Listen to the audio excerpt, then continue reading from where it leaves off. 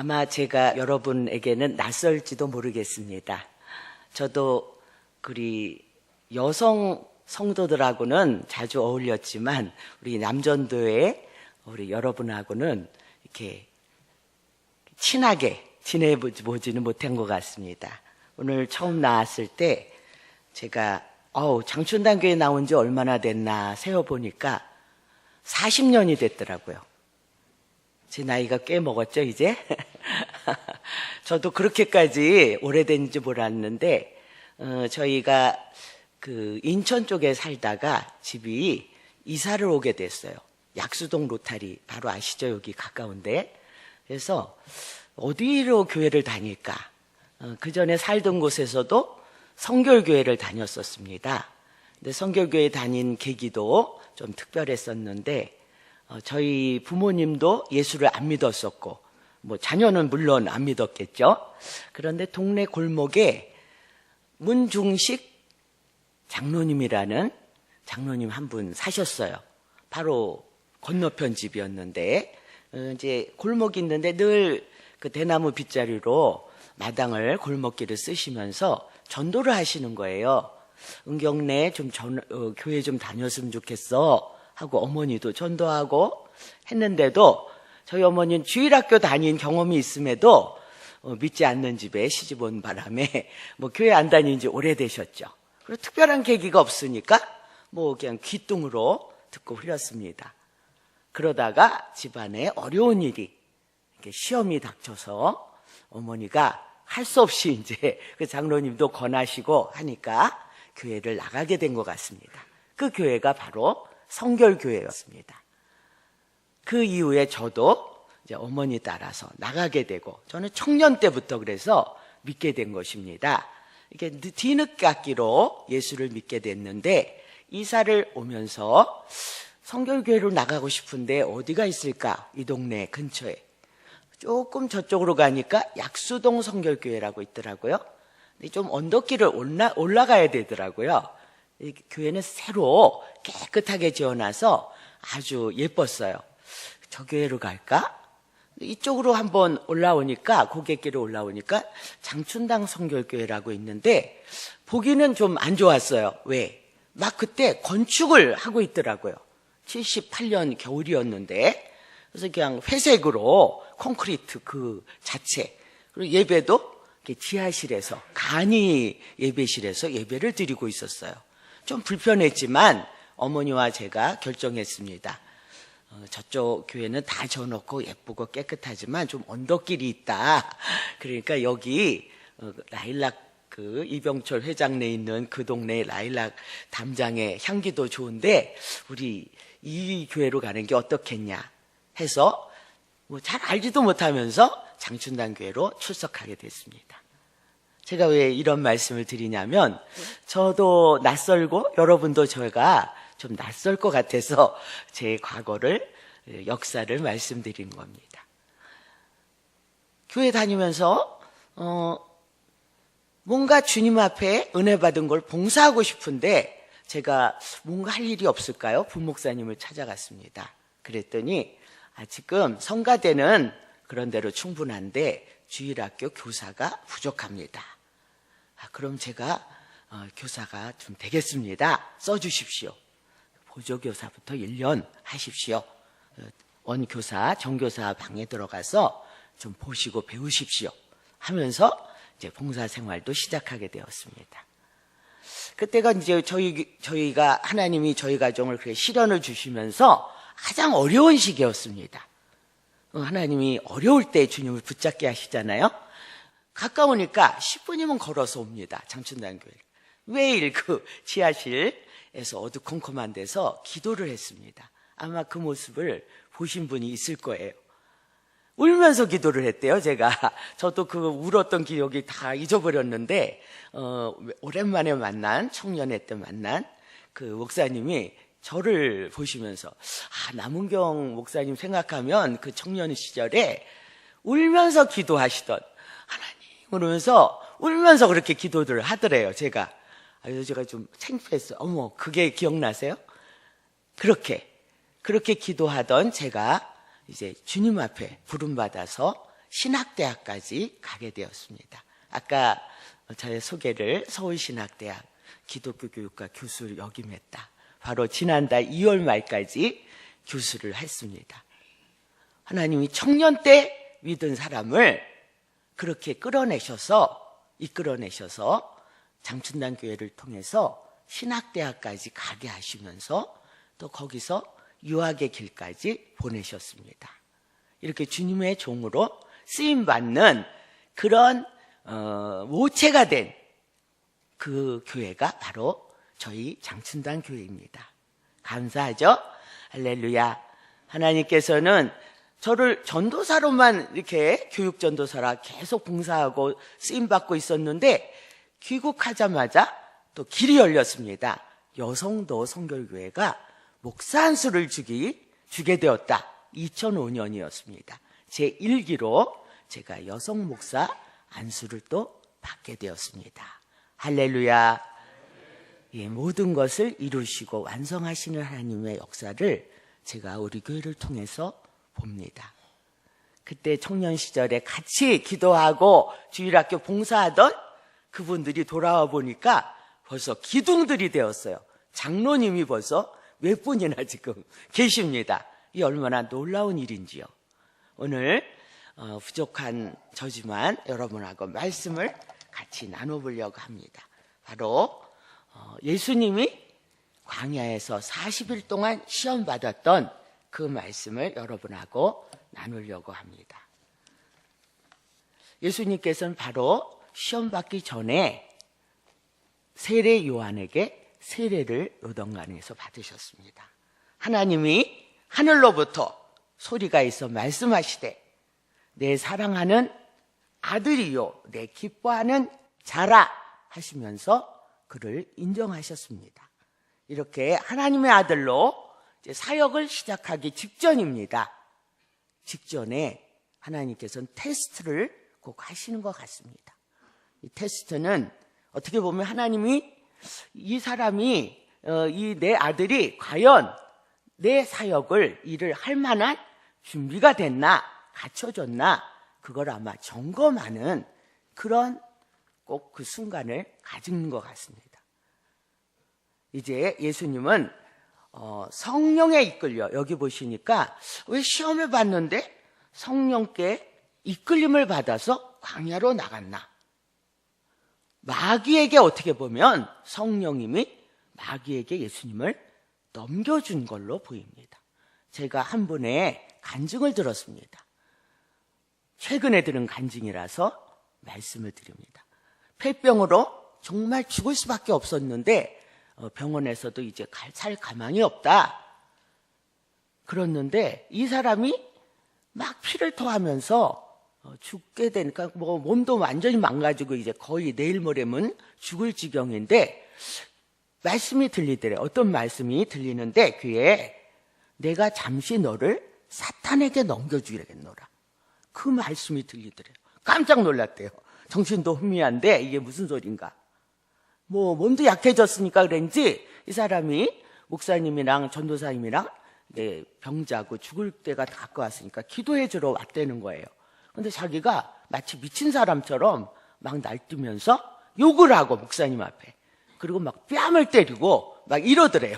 자기가 자기를 알잖아요. 상태를. 크리스찬이 그런 모습을 보이는 사탄에게 넘겨준 상태가 어떨까? 저는 오늘 예수님 말씀 보면서도 예수님이 시험 받으실 때 사탄에게 넘겨준 상태, 마치 욥이 아무런 죄도 없는데 사탄에게 하나님이 그렇게 또 허락하셨잖아요. 그렇게 시련을 받는 그 장면을 연결하면서 세 가지 유혹, 세 가지 시험에 대해서 나누려고 합니다. 40일 동안 밤낮으로 예수님이 금식하셔서 줄였다고 했습니다.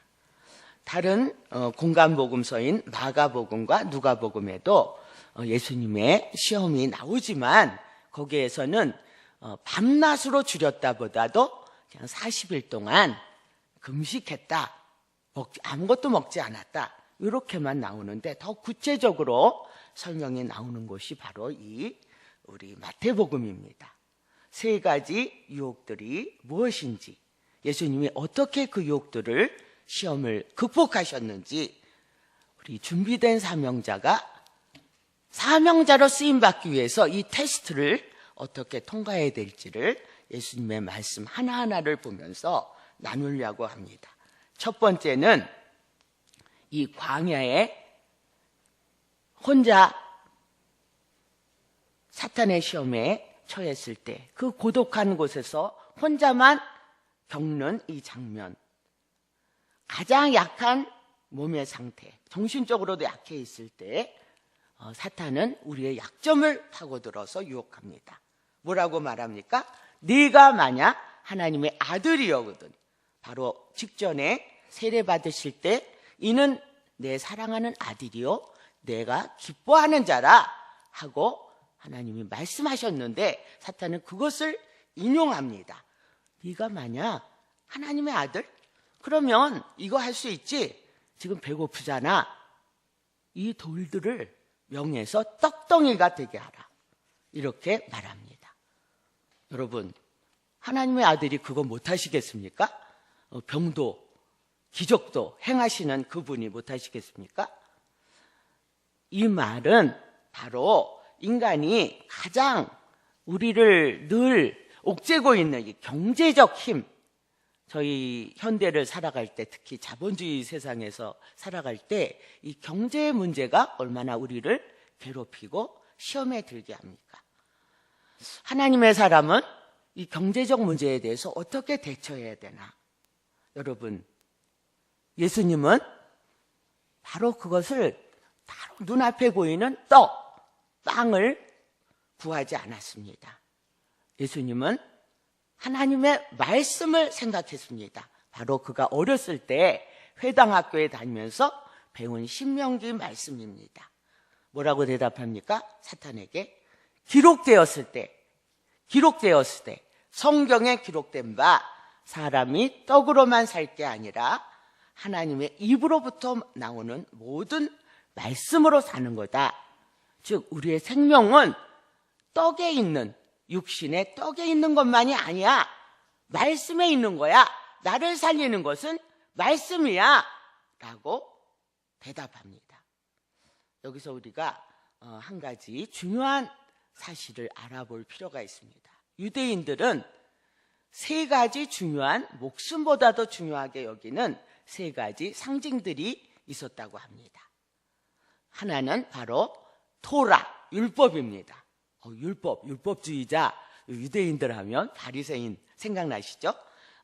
말씀을 얼마나 그 하나하나를 중요시 여기는지, 그 토라를 목숨보다 중요시하는 민족입니다. 또 하나는 성전, 템플입니다. 성전을, 그래서 굉장히 성전에 가서 예배하고 성전에서 우리 하나님 말씀을 나누고 이 성전에서 제사 드리고, 이것이 얼마나 그들에게 중요한 일이었는지 잘 아실 겁니다. 세 번째는 홀리랜드, 거룩한 땅입니다.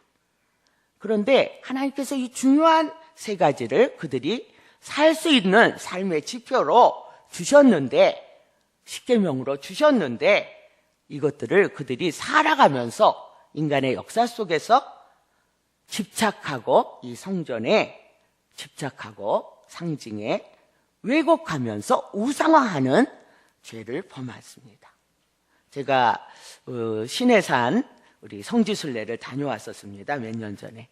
근데 버스를 타고 그 이집트에서 시나이 반도죠. 쭉 버스를 한 6시간을 타고 내려옵니다. 이스라엘로 들어가기 위해서. 그 중간에 시내산이 있었습니다. 근데 시내산 가기까지가 거의 불모지더라고요. 사막 땅이더라고요. 애굽에서부터. 그런데 모세가 광야에서 그 백성들을 이끌고 홍해를 건너서 바로 그 길을 걸어왔던 겁니다. 40년을 방황했던 그 길이었습니다. 불모지 광야, 시내산에 새벽같이 올라갔습니다. 시내산은 진짜 민둥산입니다.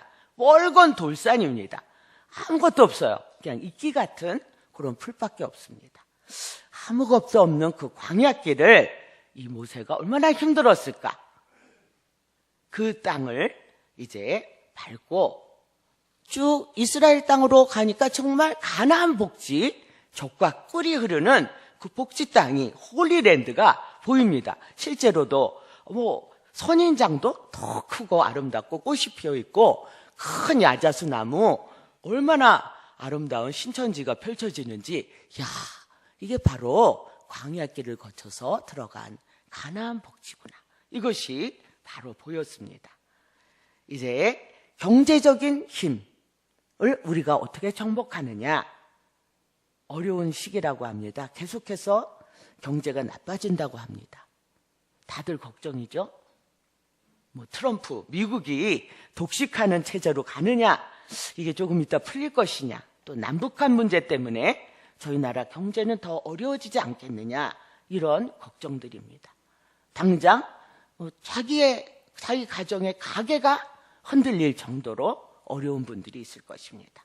시험에 우리는 이렇게 경제적 힘에 정복을 당하느냐, 그런 기로에 서 있기도 합니다. 가장 줄일 때, 약할 때 우리가 눈앞에 있는 떡을 택하느냐, 하나님의 말씀을 붙드느냐, 이것이 중요한 저희들의 결정입니다. 두 번째는 어떤 힘을 우리가 정복해야 되느냐, 종교적이며 영적인 힘에 대한 이야기입니다. 아까도 상징 세 가지가 유대인들에게 토라, 또 성전, 홀리랜드라고 했습니다. 두 번째 뭐라고 그랬습니까? 5절에 마귀가 예수를 거룩한 성, 예루살렘이죠. 거룩한 성이라고 하면 성전 꼭대기에 세우고 이르되 네가 만일 하나님의 아들이여건, 똑같이 반복합니다. 뛰어내리라. 그리고 말씀을 좀 변질시켰습니다. 똑같이 인용한 그가 너를 위하여 그의 사자를 명하여 그들이 손으로 너를 받들어 발이 돌에 부딪히지 않게 하리라. 즉 네가 하나님의 아들이니까 천사가 너를 받쳐주면 넌 죽지 않아 라고 말을 합니다. 그것도 말씀을 인용해서. 근데 그 말씀은 사실은 그런 의미가 아닙니다. 그 시편 91편에 그 앞절을 딱 떼고 이 마귀는 자기가 필요한 말만 가지고 예수님을 흔들어 놓습니다. 대부분 우리 이단들이 이렇게 말씀을 가지고 저희들을 공격하기도 하죠. 그 문맥을 흐트려 놓으면서 말씀으로 유혹합니다. 예수님은 아니다, 내가 이 성전의 꼭대기에서 내가 떨어질지라도 죽지 않을 수는 있겠지만, 예수님은 말씀으로 얘기합니다. 주 너의 하나님을 시험하지 말라라고 얘기합니다. 말씀으로 흔들어 놓는 시험에 대해서 예수님은 간파하셨습니다. 바로 또 똑같은 신명기 말씀으로 대적을 했습니다. 솔로몬의 성전도 헤롯이 지은 제2성전도 다 무너졌더라고요. 가보니까 예수님이 이 성전, 제자들이 이 성전에 대해서 이 성전이 어떻게 되리까 하고 물으니까 너희가 이 큰 건물을 보느냐? 돌 하나도 돌 위에 남기지 않고 다 무너뜨리라. 무너진다. 진짜 무너졌더라고요. 그래서 돌 기둥이 뒹굴고 있었어요. 거기 금장식한 것들도 사람들이 다 베껴가고 좀 찌꺼기 같은 것만 좀 남아있고, 정말 성전 돌기둥이 다 무너졌습니다. 그들이 목숨보다도 중요시 여겼던 성전이 다 파괴된 현실입니다. 예수님이 벌써 예언하셨죠? 내가 이 성전을 헐고 사흘 만에 새 집을 지으리라 라고 말씀하셨죠. 무슨 말씀입니까? 예수님은 이제 이 세상에 보이는 성전, 너희들이 그렇게 우상시하는 그 성전, 그것이 중요한 게 아니다. 너희들이 봐라, 거기서 비둘기를 팔고 장사터로 만들지 않았냐? 이렇게 왜곡되어 버리는 그 성전이 보이는 것이 뭐가 중요하냐? 먹는 것이 뭐가 중요하냐? 그 말씀하고 같은 거죠. 이제 그것들을 다 헐고 이제 십자가에서 내가 죽음으로 또 부활함으로, 사흘 만에 부활함으로 새 성전을, 영원한 성전이죠, 무너지지 않을 성전, 그 성전을 지으리라. 신앙에 대한 보이지 않는 것을 우리가 믿어야 된다는 그 신앙에 대한 말씀을 예수님을 하셨습니다. 자, 세 번째 시험입니다. 마귀가 또 그를 데리고 지극히 높은 산으로 데리고 갔습니다. 천하 만국을 보여주고 영광을 보여줍니다. 명예입니다. 우리는 정치적 힘, 뭔가 나도 권력을 가졌으면 좋겠어, 명예가 있었으면 좋겠어 하는 인간의 욕구가 당연히 있습니다. 그 욕구에 대해서 하나님은 야, 인간의 영광을 구할 거냐, 네가 하나님의 영광을 구할 거냐, 그 둘 중에 선택을 하라고 하셨습니다. 홀리랜드, 정말 아름다운 곳이더라고요.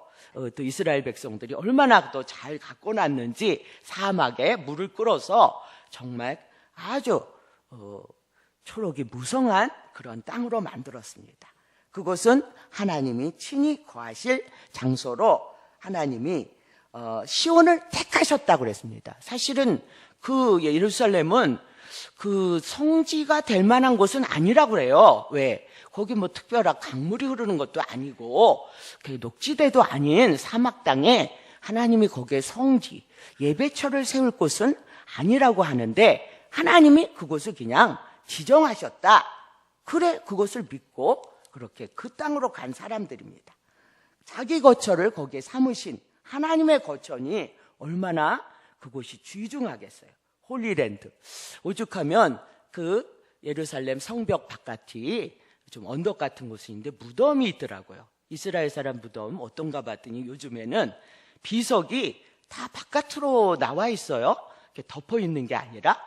그래서 방향을 보니까 저 예루살렘을 향해 있는 방향으로 쭉 비석들이 나란히 놓여 있는데 일자로 있는 게 아니라 각도가 저 예루살렘을 향해서 누워 있더라고요. 그래서 왜 이렇게 비석의 각도가 다릅니까 했더니 본향, 죽어서도 영원한 본향인 시온성을 가고 싶다, 향하고 싶다 하는 마음에 비석조차도 그렇게 눕혀 있는 게 유대인들의 그 사고 방식인 것 같습니다. 거룩한 산 시온성에 올려보냈습니다. 천하 만국을 주겠다, 모든 것을 주겠다, 와, 위에서 군림할 수 있는 권력을 주겠다라고 사탄은 유혹합니다. 우리의 욕망과 욕구를 너무나 잘 알죠. 10절에 예수님께서 뭐랍니까? 사탄이 내게 만약에 그럼 네가 엎드려 경배하면 이 모든 걸 주겠다. 누구한테 경배해요? 하나님께가 아니라 사탄에게 경배하면, 물질에게, 권력에게 경배하면 주겠다 하니까 예수님은 사탄아 물러가라, 이번에 강력하게 대적하십니다. 기록되었으되 성경 말씀으로 받아칩니다. 주 너희 하나님께 경배하고 다만 그를 섬기라 하고 신명기 말씀으로 또 응답하십니다. 여러분, 예수님의 시험에 대처하는 세 가지 입장을 보셨죠? 성전을 이제 더럽히고, 그죠? 그리고 성전은 이미 그런 성전은 없어졌습니다. 무너졌습니다. 율법의 의미는 바리새인들이 자꾸 제안했습니다. 자기식으로 해석하고, 예수님이 율법을 왜 이렇게 해석해 하면서 예수님과 그의 제자들을 잡아가려는 그 기준으로 율법을 삼았습니다. 왜곡했습니다. 헤롯이 세운 성전 제2성전도 무너지고 예루살렘이 함락돼서 결국은 많은 유대인들이 디아스포라 신세가 되었습니다. 제가 유학하면서 이제 아르바이트를 해야 되는데 마침 그 청소하러 갔던 집이 유대인 집이었어요. 저는 잘 외국 사람 얼굴을 구분을 못해요. 이 사람이 프랑스 사람인지 독일 사람인지 비슷비슷하니까요, 우리 눈에는. 근데 뭐 유럽 사람이에요, 제가 볼 때는. 근데 보니까 그 아저씨죠, 가장이 금요일 날 1시쯤 되면 퇴근을 일찍 하셔요. 근데 저도 그 집에서 금요일 아침부터 1시까지 청소 4시간 동안 우리 아파트를 싹 해줘라. 한 50평 되는 아파트예요. 아들 1명, 딸 2 이렇게 있는데 두 부부가 다 이제 일하러 나가는데 아빠는 뭐 은행 간부신지 일찍 퇴근할 수 있나 보죠. 금요일 날 1시쯤 오는데 저는 이제 문을 닫고 나가려면 그분이 들어오세요. 이만한 생활을 꼭 한 다발을 들고 와요. 그래서 무슨 꽃을 요만한 꽃송이도 아니고 이만큼 한 알음씩 매주 금요일마다 사갖고 오시는 거예요. 그래서 궁금했었는데 물어보진 못했는데, 그리고 왜 금요일날 아침에 나를 청소를 시키나 했더니 어느 날 그분이 나를 만나면서 얘기를 하시는 거예요. 너 오늘이 무슨 날인지 아냐? 그래서 모르는데요. 금요일이잖아요. 저는 이제 신학대학을 다니니까 개신교 신학대학 다 알고 있어요. 그 집도 제가 어디 다니는지. 우리는 유대인인데 오늘부터 우리가 안식일이야. 금요일 저녁부터가 안식일 카운트더라고요. 저녁부터가 그날을 하루 날이 시작되니까. 그래서 안식일을 지키러 이렇게 꽃을 생화를 사오는 거야. 그래서 청소도 그렇게 미리 안식일날 깨끗하게 해놓으려고 금요일 오전에 저를 청소를 부탁한 거더라고요. 그러면서 제가 청소하면서 자세히 보죠. 구석구석. 딸 방 보면 문설주에 요만한 게 도로 이렇게 붙어 있어요. 이렇게 보니까 쉐마, 신명기 6장 4절, 들으라 이스라엘, 주 너희 하나님 오직 한 분인 여호와시니, 그 귀절을 적어놓은 그 조그만 대롱 같은 것이 이쁘지도 않은데 붙어 있어요. 그 딸하고도 얘기해 봤더니 자기는 대학교 때 입학해서, 물론 프랑스 대학을 가죠. 디아스포라니까. 근데 1년을 휴학한대요. 왜? 그랬더니 거기 스트라스부르도 큰 도시라서 회당이 있고 유대 학교가 있다고 합니다. 유대 학교에 가서 히브리어도 배우고, 또 여름방학 3개월은 이스라엘에 직접 가서 청년들이 거기서 일도 하고 그 나라 사정을, 고향 같은 곳이죠, 본토의 사정을 보고, 이 다음에 너 여기 졸업해서, 대학 졸업해서 거기 본국에 와서 직장을 갖고 살 생각이 있으면 그렇게 하라는 연습기간으로 그렇게 1년을 그렇게 섬기는, 헌신하는 그런 얘기를 저한테 들려줘요. 아들은 13살이었는데 바로 그 토라의 아들 성인식, 13살에 성인식 하는 그 날이라고 저희들을 또 막 초청하는 거예요. 큰 잔치. 토라의 아들은 율법을 이제 이 아이가 지키는 책임자로서, 그전에는 아이니까 책임을 안 물었지만 이제부터는 율법을 어기거나 잘못하면 거기에 응하는, 또 벌을 받는 책임자의 역할을 하는 아이라고 해서 성인식을 13살에 그렇게 크게 회당에서 열어줍니다. 이 유대인들이 어떻게 디아스포라 몇백 년 됐는데도 아직도 그들의 정체성을 이렇게 유지하고 있구나. 흔들리지 않아요. 자기끼리 똘똘 뭉쳐서 그렇게 여러 가지 안식일 지키죠. 회당에 또 안식일날 가서 다 같이 율법을 낭독하고 또 예배를 드리죠. 이런 식을 하고 있습니다. 그런데 유대인들이 상징으로 3가지 꼭 지켜야 된다고 어겼던 거를 그들이 계속 그 민족 종교에 가둬둔 바람에, 유대교는 지금 세계적인 종교가 된 게 아니죠. 그 민족 종교에 머물러 있어요. 유대인만 유대인 종교예요. 유대인 종교가 되는 거예요. 그렇지 않으면 이게 회심을 해야 되겠죠, 개종을. 그래서 지금 전 세계 유대 종교를 믿는 사람은 1,400만 밖에 안 된대요. 근데 기독교는 어떻습니까? 바로 예수님, 유대인 출신이지만 예수님이 우리 기독교, 즉 십자가에서 예수님이 공생에는 3년밖에 안 하셨어요. 사실은 이 시험 받으신 이후에 바로 시험을, 테스트를 통과하시고 공생에 3년밖에 사역을 안 하셨는데 십자가에 못 박혀서 죽으시고, 또 하나님이 그의 아들을 3일 만에 부활시키신, 부활의 첫 열매가 되신 그분이 십자가 아래에 있었던 제자들, 군중들, 또 유대 사내들인 회원들, 여인들, 많은 사람들이 둘러 있었어요. 그 제자들에게 예수님의 십자가의 보혈의 의미가, 바로 예수님이 하신, 내가 이 성전을 사흘 만에 일으키리라, 다 걸고 보이는 거 다 필요 없다, 소용없는 것이야, 보이지 않는 것을 믿는 그 믿음. 예수님 지금 저희 눈에 보이지 않습니다. 예수님은 특별히 성전을 지으신 것도 없어요. 예수님이 유명한 제자들을 끌고 다니신 게 아닙니다. 마지막 자기가 사도 바울, 자기가 마지막 제자다 이렇게 얘기했던 사도 바울도 사실은 예수님을 잡으러 다녔던 바리새인 중에 바리새인이었죠. 바로 가말리엘 문화, 그때 당시 스카이 대학이었습니다. 예수님 당시에도 유명한 랍비 학교들이 있었어요. 예수님은 아마 초등학교 정도밖에, 혹은 중학교 정도밖에 안 다니셨던 것 같아요. 회당학교를. 그래서 이제 말씀을 외우신 그 신명기 말씀으로 그렇게 응답하셨던 것도 열심히 성경을 잘 아셨기 때문에 예수님이 어렸을 때 길을 잃어서 가봤더니 성전에서 토론하고 있어? 어떻게 제가 이렇게 똑똑하지? 놀랄 정도로.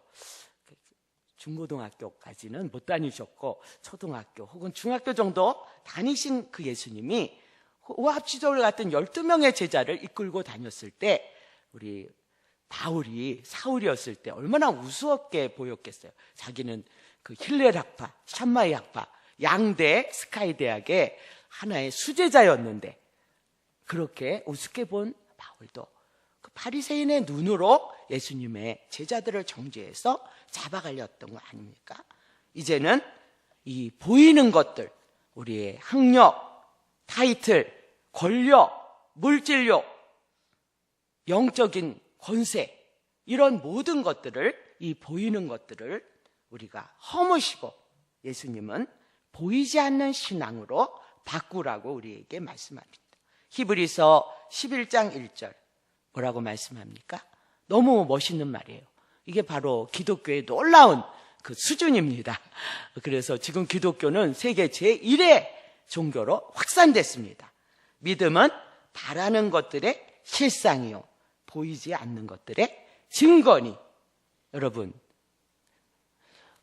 보이지 않는 것을 믿으라고 그러니 모세도 얼마나 힘들었겠어요. 이게 뭐 떡도 없고 밥도 없고 뭐 물도 없고 그 백성들이 그 사막길에 아무것도 없어요. 진짜 깜깜한 밤에 별만 보이겠죠. 사막 종교예요. 우리 기독교는 아무것도 없는 데서, 광야에서 그 믿음, 광야 시절의 그 믿음, 그것이 우리 기독교의 본질입니다. 있는 거, 바알 신은 다 풍요의 신이잖아요. 뭐 풍요의 신, 다른 종교에서 그것을, 보이는 것을 믿는 거, 우상숭배입니다. 아무것도 없을 때 보이지 않는 것을 믿을 수 있는 그 믿음이 바로 우리 기독교의 믿음입니다. 바라는 것들의 실상. 여러분, 그렇지만 그것들이 나중에 어떻습니까? 저 가장 힘들었을 때 장춘단교에 나와서 맨날 울었대죠. 남들이 볼 때 제가 우는 청년으로 기억하고 있을 정도로. 근데 제가 지금 어떻습니까? 울고 있습니까? 웃고 있습니까? 놀랍습니다, 하나님. 그 시련을, 그 광야의 생활을 거쳤을 때 끔찍하죠. 끔찍해요, 정말. 여러분 중에도 아마 그런 고난 중에 있는 분이 있었을 것이고, 또 과거에도 그랬을 거고, 앞으로도 그런 분이 생길 줄 압니다. 이제는 기독교는 세계적인 보편적인 종교가 됐습니다. 왜? 우리가 갇혀있는 것을 허물지 않으면 계속 곪고 왜곡되고 뒤틀립니다. 인간의 생각이 자꾸 들어가기 때문에 유대교는 더 이상 발전하지 못하고 있습니다. 이제 복음이 확산된 기폭제는 무엇입니까? 수리수리 마수리. 우리 복을 많이 빌죠. 우리 기독교인도 우리 한국 기독교인은 옛날에 그 주술신앙이죠. 이렇게 정한수 떠놓고 기도하고 우리 가족의 복, 안녕, 이거를 기원했던 그 습성이 유전자가 남아있어서 우리 하나님께도 그렇게 기도하는 습성이 있는 것 같습니다. 이제는 예배드리는, 그야말로 우리가 주술을 하나님께 이거 해주세요, 이거 해주세요, 보이는 것을 달라고 할 게 아니라 내가 하나님 앞에 어떻게 사느냐. 오늘도 말씀하셨죠? 경제적인 그런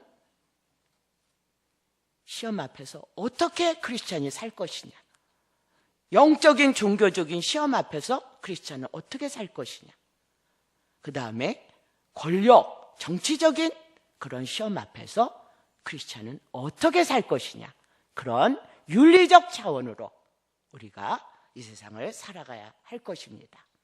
지금 남북한 문제도 심각하게 있어서 저희 크리스찬들은 어떻게 이 남북 문제를 바라봐야 될까? 남과 북 이렇게 떨어져 있어서 하나가 돼서 한민족이 되면 좋은 거는 좋은 건데 이렇게 생각하기도 합니다. 민족이라는 것을 너무 갇히지 않았으면 좋겠습니다. 저는 한민족, 유대인도 한민족 하면서 흘러내려왔지만 그 이상은 발전을 못했습니다. 우리 예수님처럼 우리가 갇혀있는 사고방식, 내가 중요시, 내 자식, 내 재산, 내가 이거는 못 놓겠어 하는 것이 분명히 있을 것입니다. 우리가 갇혀있는 그것을 깨고 허물고 할 때 우리 복음이 역사하시는 것입니다.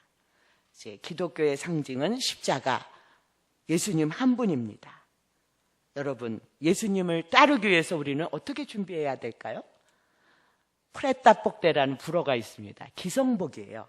프레따복대. 얘네가 이제 단어를 만드는데 프레는 준비된 뜻이에요. 프레따복대 들어보셨죠? 프레따복대 이게 이제 기성복이라는 뜻인데 그전에는 뭐 맞춤복이었죠. 근데 지금은 뭐 기계로 산업혁명 이후로는 기성복. 이미 준비된 겁니다. 옷이 입을 준비가 된 거예요. 저도 기성복 이거 하나 샀는데요. 필요할 때 당장 백화점 가면 준비가 된 옷이 딱 있습니다. 맞춰서 입으면 됩니다. 여러분, 준비된 사명자, 프레따복대. 준비된 사명자, 하나님이 지금 내가 필요하다 하고 부르실 때 언제라도 주여 내가 여기 있나이다 하고 나설 수 있는 여러분이 되었으면 좋겠습니다. 아브라함은 이삭을 바치라는 테스트를 받았습니다. 예수님은 시험을 받으셨습니다. 뭐 테스트, 템테이션 여러 가지로 해석할 수 있지만 결국은 우리가 주기도문에서 이 관련된 말씀이 나오죠. 뭐라고 그럽니까? 우리를 시험에 빠지지 않게 하시고 다만 악에서 구하소서. 우리에게 시험을 주시는 거는 시험을 피할 수는 없어요. 언제라도 시험에 닥칩니다. 악에서 구하소서. 시험에 빠지되 우리가 죄를 짓지 않도록 하는 것이 저희들의 할 일입니다. 예수님도 죄를 질 수 있었어요. 마귀에게 경배, 엎드려서 이거 다 준다니까 할 수 있었어요. 그렇지만 죄를 짓지 않으셨습니다. 여러분, 시험이 닥칠 때 우리 주기도문처럼 다만 악에서 구하소서 이렇게 기도하는 여러분이 되시기를 바랍니다. 아멘.